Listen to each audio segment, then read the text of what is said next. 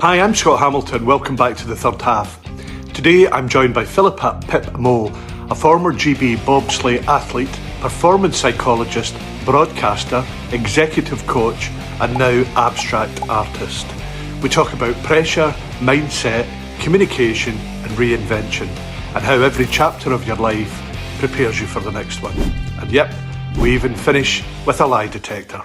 Enjoy. Hello, actually, welcome to the third half, but Thank you. I'm very pleased to be here. How exciting. I don't know what to call you. I know this is really strange, but there was a couple of things went through my mind this morning when I was getting ready for this. One was, do I call you Pip, Pippa, Philippa? Because I kind of know you as all three. And then, of course, like with most, wives, mothers, women industry, I know you as Pippa Mole, Pip Mole, Philippa Mole. So I've got kind of 6 variations. So what should I call you today? Whatever you like, Scott, be fine. Pip or Philippa. I tend to use Philippa when I'm doing my coaching, my business work. It's a little bit more formal, and in smaller groups and friends, they call me Pip. Okay. And there is a reason why people call me Pip, actually. It's because, shall I tell you now? Go on. It's because when we were at school at 11 years old, we had to embroider our names on all our PE kit. And Philippa was just way too long. So Pip was the quickest. So we all got our nicknames before we even went into the school. So at age 11, we had the shortest version of our names because of all the embroidery.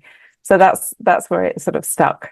But I'm Pippa at home as well. So I think that's brilliant. But there's an expose straight off the bat. So my embroidery wasn't good enough to do Philippa. So I started off with Pip. My patience. And I've got 2 L's and 2 P's. So, I mean, way too many letters to be embroidering across T-shirts and hockey boots. We had to embroider our hockey boots. So Pip was a much happier place to be. And see that now that you're a little bit older, if I may, and more experienced, are you quite happy embroidering of a late night with a few middle names in there as well? Or do you still do Pip? So I haven't done a lot of embroidery of late, Scott, funnily enough. Well, because strangely enough, you've been busy doing a lot of other things. So my second question, and this is a really bizarre thing that came to mind this morning as well. And we know each other fairly well, and I know Graham, and your husband's a pilot. And I tell you what, I was thinking about holidays, right? I was thinking about going on holidays, and then I was thinking about you, and I was thinking, I wonder where Pip and Graham go on holiday, because it's a bit like almost like a busman's holiday extended, isn't it? Because does Graham get a bit like, because he's an airline pilot, does he do I've been flying for weeks now. Actually, I don't want to go on a plane, Pip. Can we just get a bus to Skegness or something? Or does he march you down the airport and then comment on everything that the pilot does on the plane? Neither really. He is very happy to be sitting down the back and not at the pointy end, as he calls it. Is that He's right? Very happy to sit behind the cockpit. However, I do remember that when we were on our honeymoon, so obviously he'd been flying less long than he's been flying now, but he was sort of barging towards the window seat, and I'm thinking, do you want to sit next to the window? You have the best view all the rest of your life. So he kind of, he's just loves being up high and loves flying. Brilliant. So you still get exotic holidays and you don't get the bus to Skegness, and other seaside resorts in England are available as well. Never had a free holiday. I mean, we've never had any flights paid for, but it's not that kind of flying. So. Oh, that's wrong. So Pip, Philippa Mole, great to have you on the third half here. And listen, what I generally do once we get over this initial banter is like just pass the mic to you. I always say take 30 seconds to a minute, and everybody takes 2 or 3. So don't feel obliged to keep it short. Just walk through for our listeners and viewers here a little bit of your journey from back to early beginnings and where you are now. Oh gosh, wow. Well, I think if I look back, I think the overriding sort of feeling I get is just an insatiable curiosity for life. So I think that's permeated all of the things I've done, and really wanting to get the most out of life. So I started my career. I did an undergraduate degree in York, as you know. And I had the absolute privilege of being able to integrate or study sport, dance and art. I mean, how wonderfully self-indulgent is that? It was, I mean, there were essays and work to do as well, but I did have a ball. It's a full set, isn't it? It's a full set of fun. Fantastic. Set of fun. And one of the classes, it was only one of them was actually skiing on the local dry slopes, which was absolutely hilarious. Very rare. I mean, who gets to do that? We did have to then kind of analyze it, in terms of all sorts of things, physiologically and psychologically, but we did get to go skiing, and I think that was a great moment. And then I really loved the physiology of sport. So I decided to go and do a master's at Loughborough. So I went and studied sports psychology and performance psychology and sports science. And I moved kind of from being really deeply interested into physiology into psychology. And actually, I'm just thinking back to before that now, just to go back, because even when I was at school, I remember a day thinking, what do I want to do with my life? And what degree do I want to do? And I thought, well, why don't you just do something you really like? And so I thought, well, I really like sport and I really like art. Where on earth can I go and do that? So I actually went to the library. We don't do that much anymore. We just Google things. I went to the library, found a book, because I was the first person in my family to go to university, and looked at all the lovely things I wanted to do, and discovered there was a great place in York at St John's College. And I had an absolute ball there, worked really hard, really enjoyed it, then went to do the masters at Loughborough. And that was a really intense year. And it was fantastic, actually, because you got to meet so many sports stars. They were just around all the time studying. And it was a time when I was able to look at not just their physiological data and their sports times or achievements, but we got to look at some of the psychological data as well, those people who were willing to share. And these were really top athletes.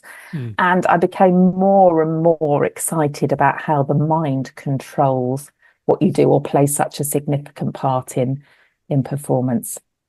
And then, you said just take a couple of minutes, didn't you? I think this could take keep going. 15. Is that okay?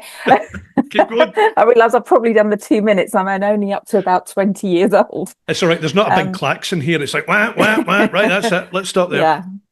And so after that, another thing I'd always wanted to do is I'd wanted to be a television presenter. Actually, my very first job was with the National Coaching Foundation. And I spoke to the CEO at the time. And she said, well, you can go off and do a course. So I said, well, can I do a television presenters course? And she said, yeah, sure, we'll fund it. And really, how fantastic was that she was like that? And so I went off and did a television course and then wanted to move into broadcasting, but with sport. And I sent out, it was VHS tapes at the time. I sent out, well, certainly hundreds. I wonder if I even sent out 1,000 tapes to different places. And eventually got an agent. And I did all sorts of things. I mean, there was one time when I almost scaled the walls of Broadcasting House. I went along and knocked on the door, literally asked to see the controller of Radio 4 at the time, who did eventually come down and see me. And then he helped me get my first step into radio broadcasting. And maybe I can tell you a bit about that interview, because he actually, it sounds a bit odd now, but set of perfectly okay circumstances. We went out for dinner and he started asking me about sport. I was working for the National Coaching Foundation and talking about that and aspects of sports psychology, physiology.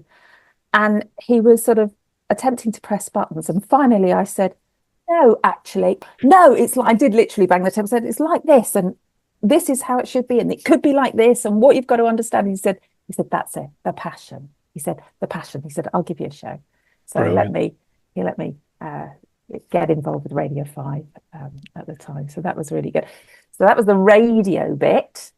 And then I after my yeah, I worked for this. I worked. God, I've done. Yeah, it's figuring it all out along the timeline. Worked for the Sports Council. Did some little bit of radio and television while I was there. Moved into lecturing at Manchester Metropolitan University. So I lectured in sports science and particularly sports psychology, which Well, I loved. I loved the students. That's probably my favorite age, that undergraduate, postgraduate age, when they're so open to new experiences, but also are prepared to push back a bit so you can have some mm, real good intellectual banter. So I did the lecturing, and then then I kind of got a break into television and worked at West Country Television down in Devon. And again, that was a great job because I had this. It was a whole hour. The news program was a whole hour. I think it's probably one of the only places in the country, one of the few places that do a whole news hour. But there wasn't. There is less hard news down there than say in the capital, and so I got a sort of a 3 to 4 minute slot each day on sport and leisure, and I was literally allowed to go and make a piece on anything to do with sport and leisure. So it was fantastic. I did wow. things from land yachting to tying knots, and actually had to find a creative way to make a informative, interesting, hopefully, story out of it. So I did that for a while, and I did various television.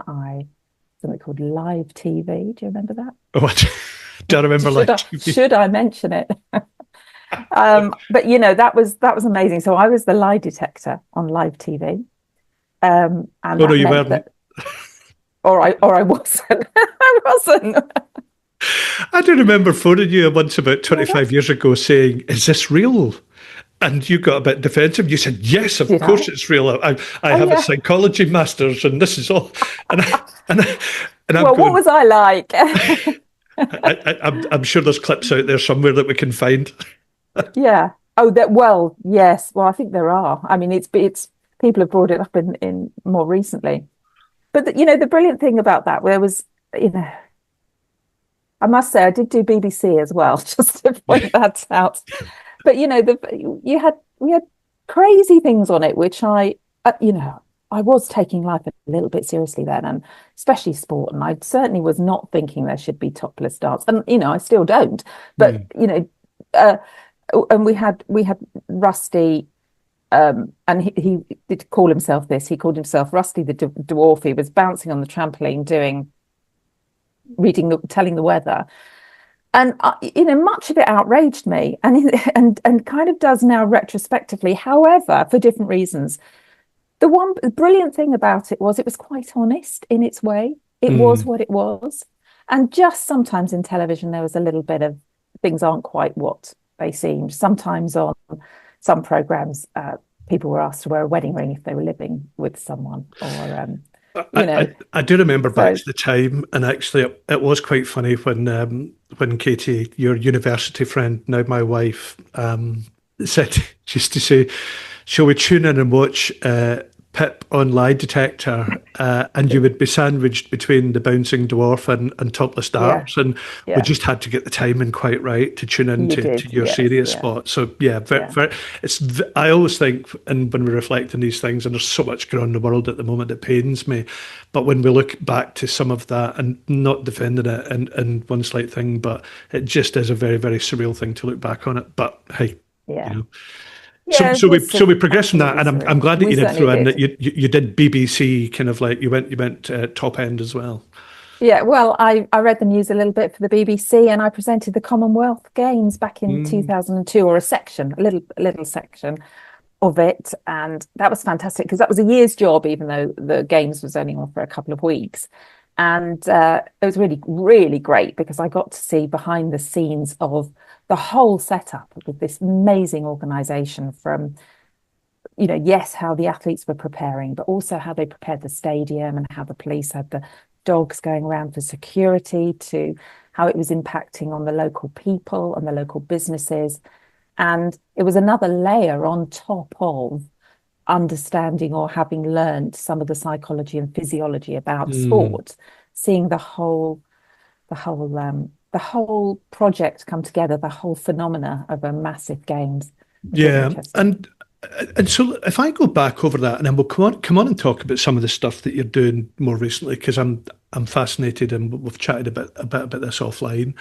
Um, you said something up front there which was really interesting about, do something that's fun, right? And you have had an amazing career, an amazing journey of doing things that are societal, that are important, but that things that are fun for you. Do you think our kids and the generation coming through now still have that belief, or do you think they go down wrong routes and it increases anxiety and everything like that? Because a bit like you, I mean, I've gone through periods in my career where I've thought, oh, don't want to work here, don't want to do that, don't want to work with that customer. But generally, I want to do things that are fun and uplifting because, frankly, life's too short. Yeah, and fun can be important as well.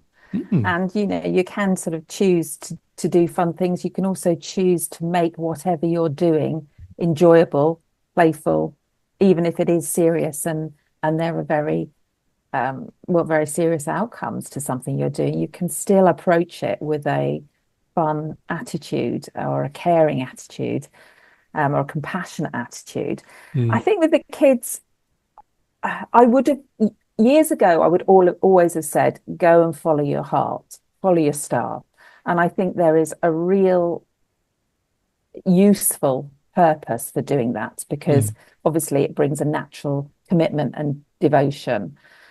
And I think if you do that, you've also got to have that ability or personality to have the drive to see things through. Because in some professions, I would say, where there's a greater number of people who want to do the job than there are jobs, it's really tough. Mm. So there is now I always think maybe it's sort of being a parent myself. I think, there comes a point where you have to apply so how am I going to actually be able to do this? How, not Mm. just how am I going to earn a living, but how can I carry on doing that thing that fulfills me and enriches me?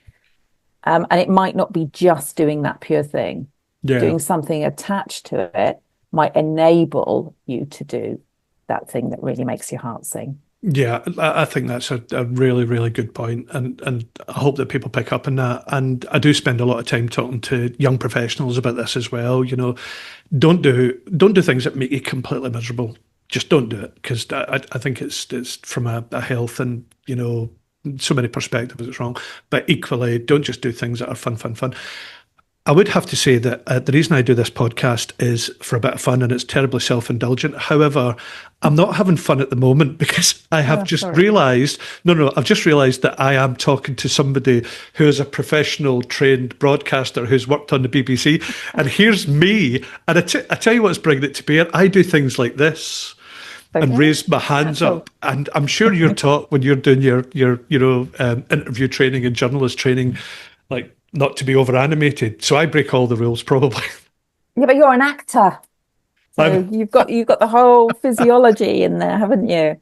And yeah, the thing okay. is, the thing I first noticed when we started doing more of these video Zoom calls and Teams calls was, to start with, I wanted to have the production side of it really perfect, but people are really used to it not being perfect. So Yeah, um, it doesn't matter quite as much as it used to. And I think we're all okay with that now. good. I'm And glad to hear it. I don't think it has to be too rough around the edges, but it's about being natural and warm, Okay, isn't it? I'm back to have You're fine. I'm back to having fun again. Thank you. Yeah, you're So, lovely and warm and relaxed and informed. So it's thank you. wonderful.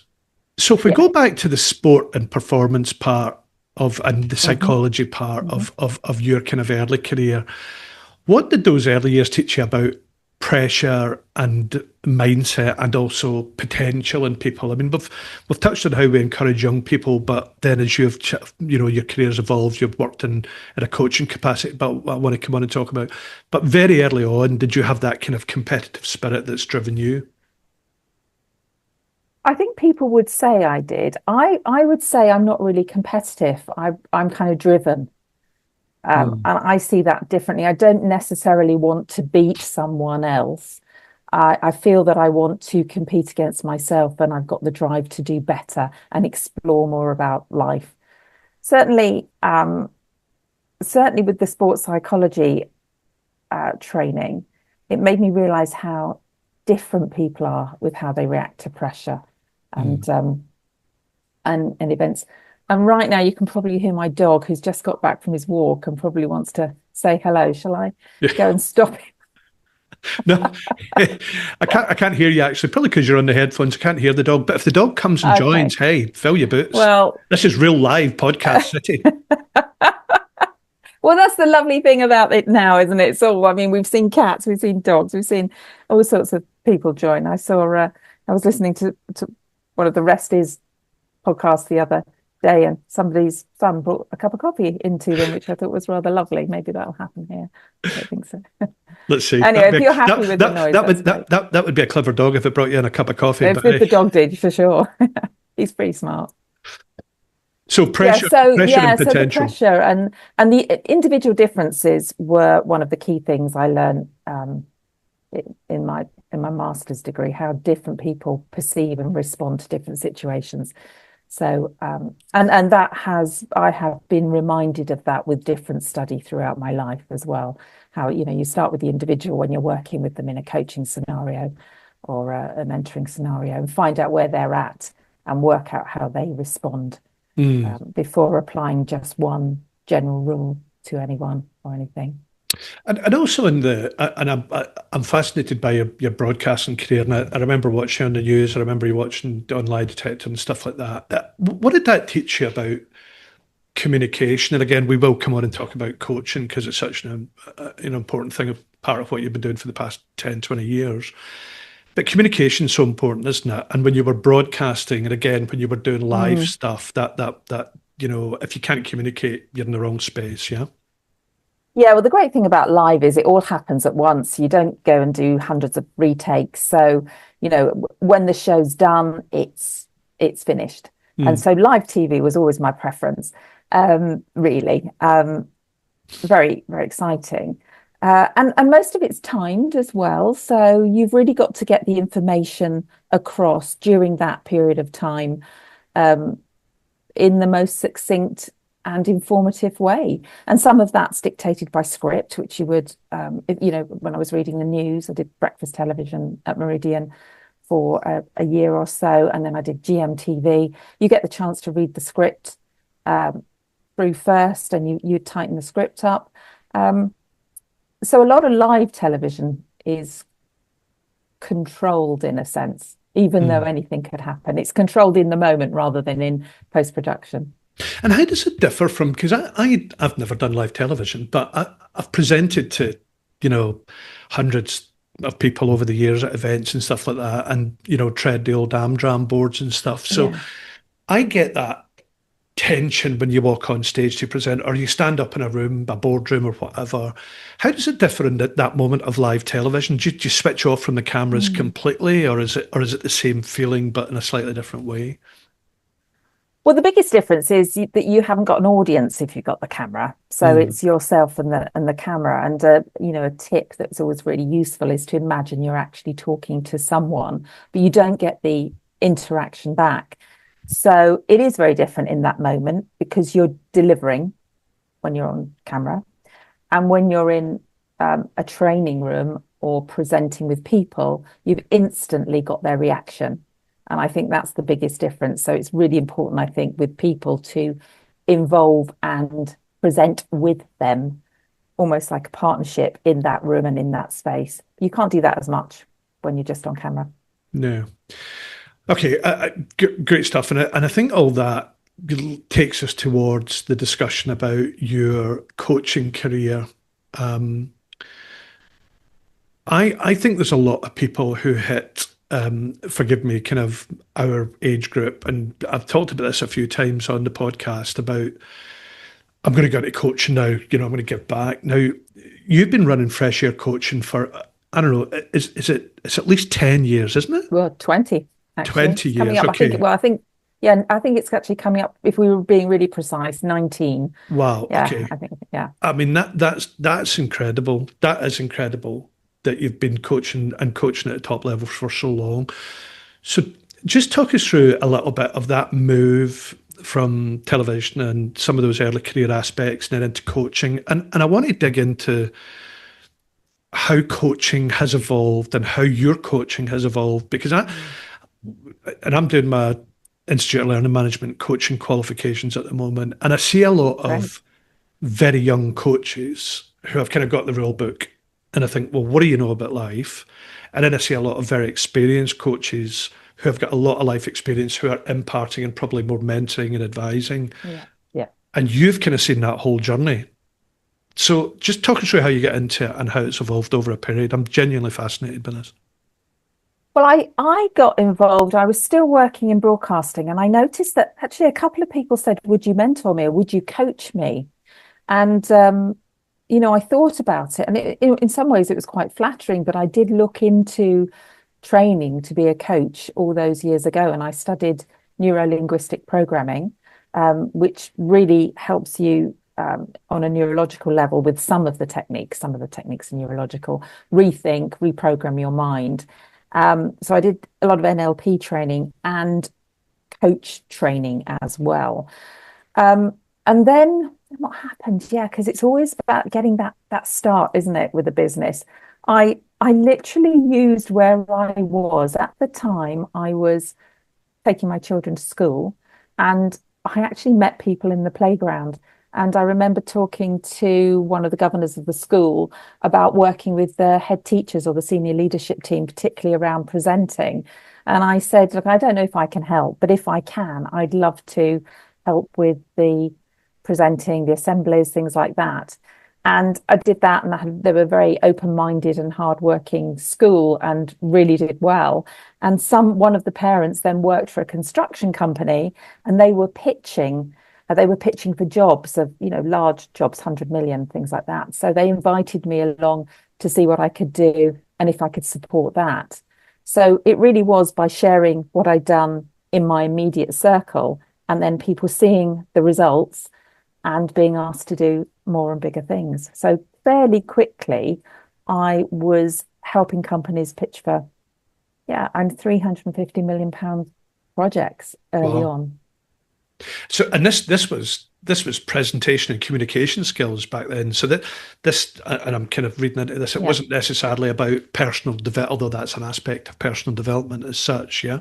hmm Yeah, absolutely. I mean, it's an aspect. I think now, actually, one thing you were talking about young people earlier, I think probably if they could practice and get really good at anything, it would be different forms of communication and how to present and how to be flexible around presenting. So they can write, they can talk in front of camera, they can do a little bit on radio, they can do a bit of podcasting, they can do a bit of their TikTok, whatever they're doing. Get really confident in that and get confident with working in rooms. That would be my kind of tip to the young people, because you can learn to look like you know what you're doing, because they will know what they're doing. They're great, these young people. They've got so much information, and so many of them have done degrees and are so well trained.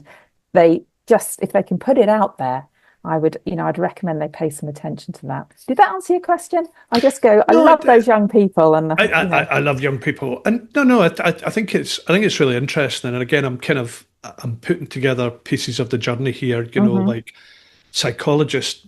You did your academic side, your competitive side, your sport, and you didn't mention the bobsleigh. Oh, I haven't mentioned that. No, yeah. Well, yeah. Just don't, you can't just say I did a bit of sport. So you, Well, you were I a sort of forget. you were a bobslayer, okay?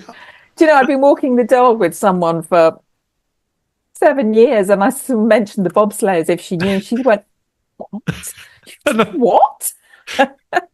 You are Oh, did I unique to tell be. you? You're the first bobslayer on the third half pit bull. I just want to put that out there.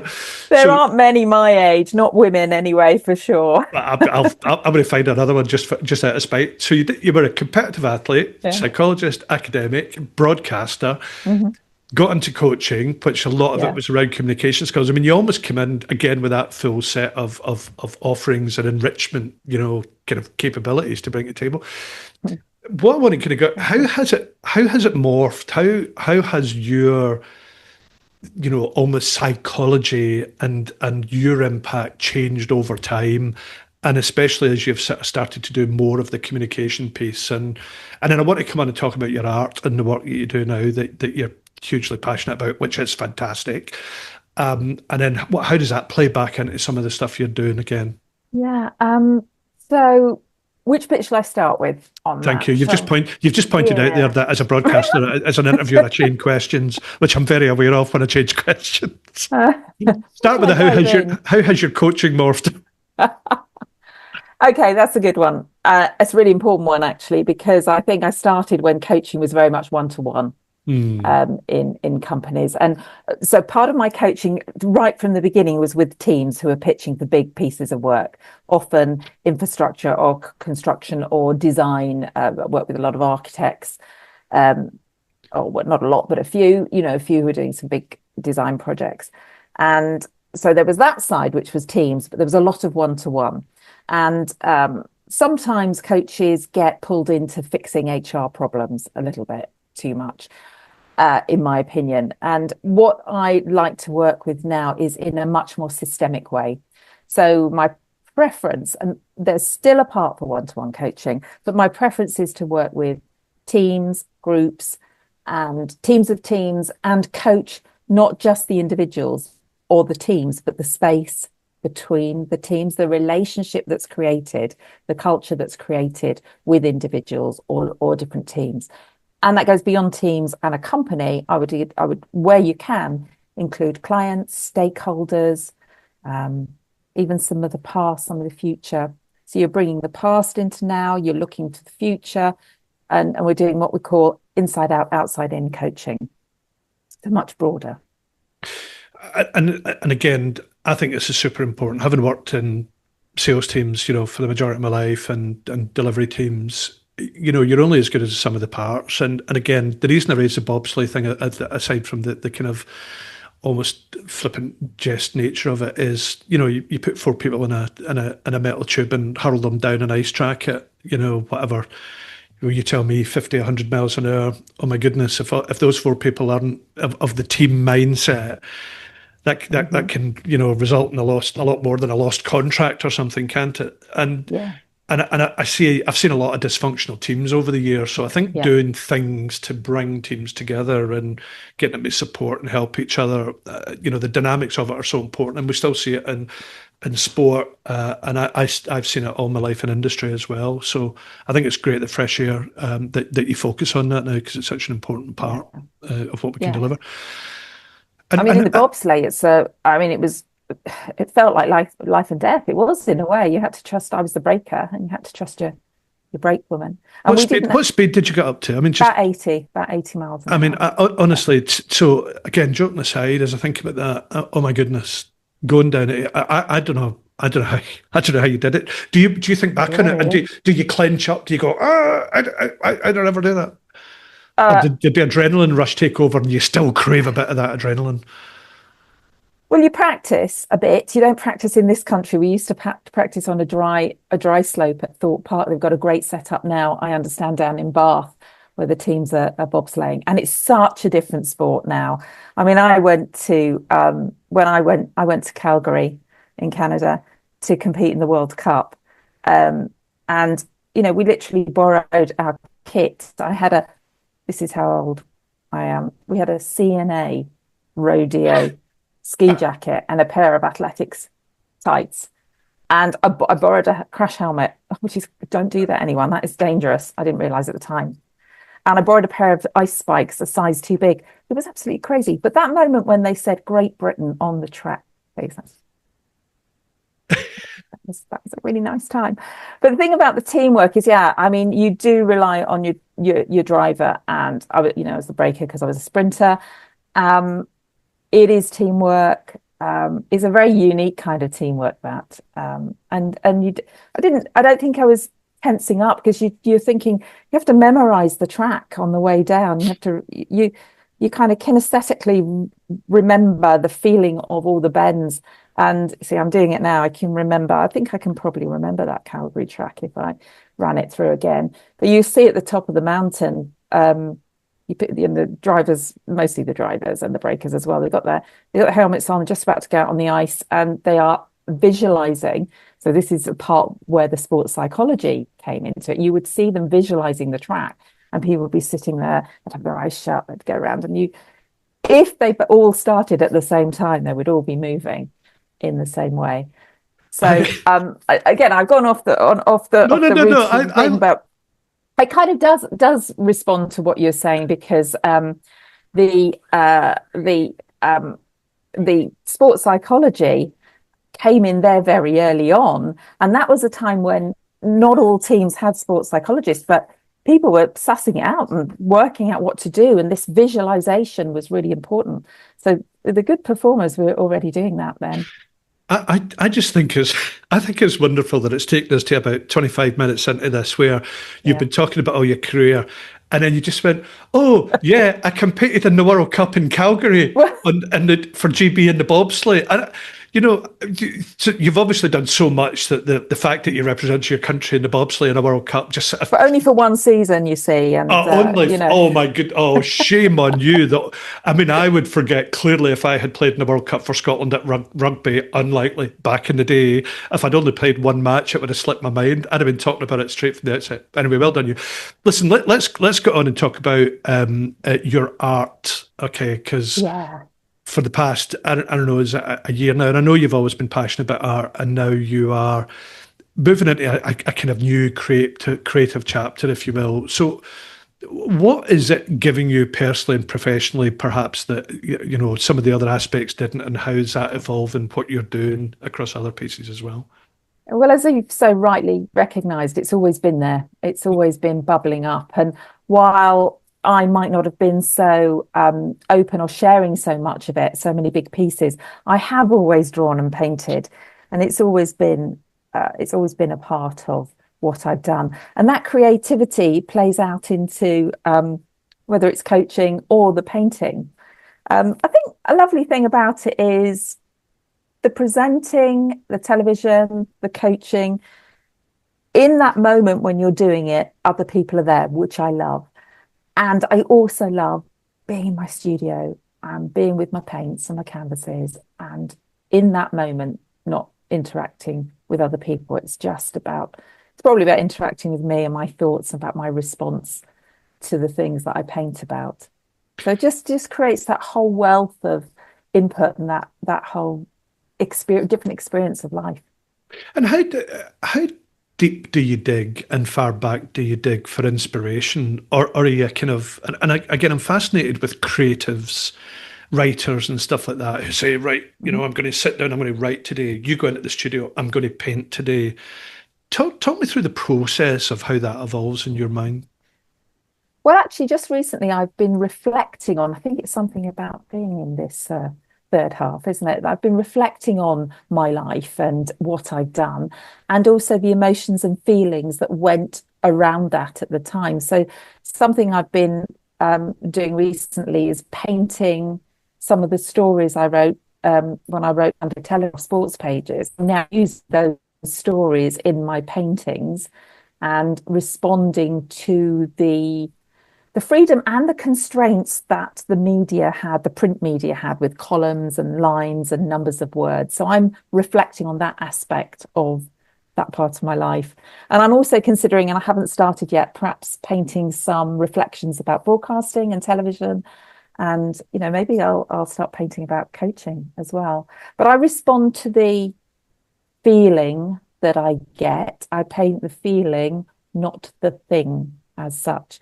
And a lot of that feeling for me is movement, which now we've talked about, athletics and bobsleigh, you'll understand.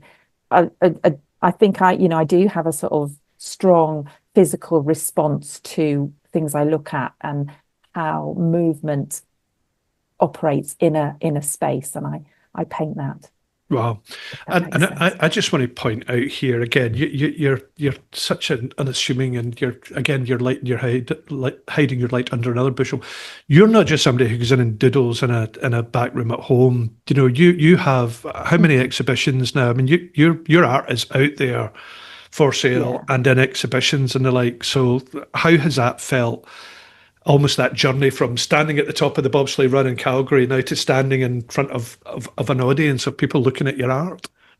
It felt great, actually. I mean, I was warned by other artists that I might feel very exposed, but I still don't think there's anything quite as exposing as being on live TV. And it kind of get quite tough with some criticism that inevitably comes with a fairly public-facing job. So I found it fine, and it was a real opportunity to see all my work up together. So I've had 2 solo shows now, and hopefully have another show next year at some point. That's sort of forming in my mind now. But it was okay. And the fantastic thing, somebody came and said, "Oh, I don't really like abstract art. I'm gonna I'll come anyway because it's you." And they came and they literally said, "We cannot believe it. It's so full of joy. We've loved looking at it." And then they commissioned me to work on a piece, and to have that experience with someone, the response that someone has to a painting, I find intriguing. Doesn't matter if they like it, it's the actual response. It's very interesting. And you're almost going back. I mean, that's wonderful because you're almost going back right to the start as a psychologist. How are people responding to my art and my work? That's such a lovely moment there. So listen, quick plug for you. How can people get in touch with you, both on Fresh Air Coaching and also to look at your artwork as well? Yeah, thank you. So Fresh Air Coaching, you can follow me on LinkedIn. So that's Philippa Mole. And I've got a website. And if people want to email me, it's philippa@freshaircoaching.co.uk. What will come straight to me, so I can respond to people. And my website's out there. And for the arts, I'd love people to have a look at Pip Mole Art, the website. And I would really love it if people followed me on @Pip Mole Art, and you'll see what I'm up to. And all the paintings, and there's a whole gallery on the website that can be explored. And I'd love to talk to people about art as well if anyone wanted to do that. Brilliant. Okay, and I'll make sure that those links go out on the podcast as well. Okay, listen. Final quick fire round.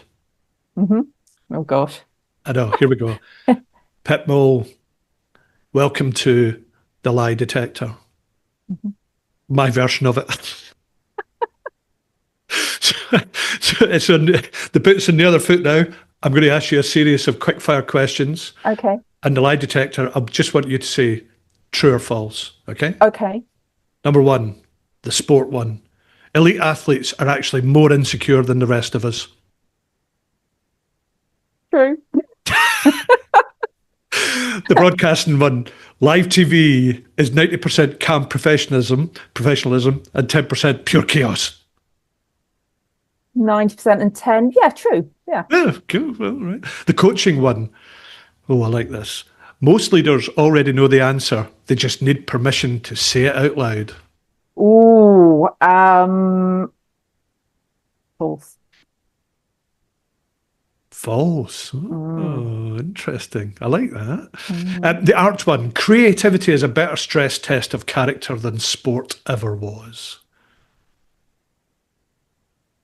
God, that's interesting, isn't it? Both could be such a test. And at what level? And to whom? Impossible to answer. Lie detector. What would lie detector say if somebody on the program said impossible to answer? Lie detector would say false, lie. Yeah. Okay. You can remember that far back. The mischief one. You can always tell when someone is lying, even if they think they're good at it. No. False. Okay. Final question. Every chapter of my life has made perfect sense, just not at the time. It's got to be a yes, hasn't it? Yeah. Yeah, it's got to be a yes, because even if it doesn't make sense now, maybe it will in the future. Who knows? Pip, listen, you are officially the only guest on the third half who can coach us, broadcast us, paint us, and tell us when we're lying. It's been an absolute joy and pleasure to talk to you. And I tell you what, I've known you for over 30 years now. I only know that because I'm 30 years married next year and you were at my wedding.